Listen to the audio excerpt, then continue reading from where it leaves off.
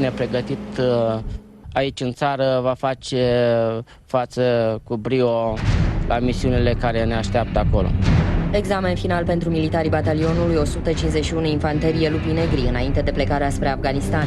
În centrul de instruire pentru luptă al forțelor terestre 5, militarii au demonstrat că pot face față oricăror situații apărute în misiunile din teatrul de operații.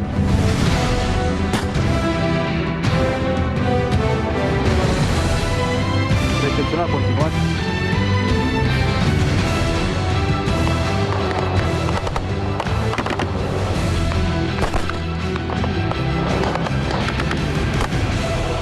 Acest tip de pregătire este de o deosebită importanță. Am petrecut, pot spune, aproape zi de zi, lumină, lângă oamenii mei.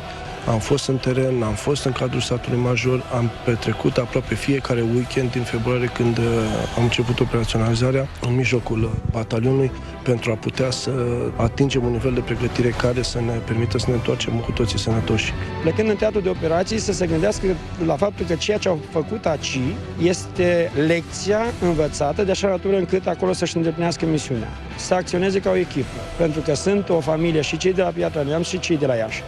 Să aibă grijă unul de celălalt, să pună pe prim plan misiunea. Timp de 6 luni, militarii batalionului 151 Infanterie Lupi Negri vor avea în responsabilitate cea mai periculoasă zonă de pe glob, granița de sud a Afganistanului cu Pakistanul.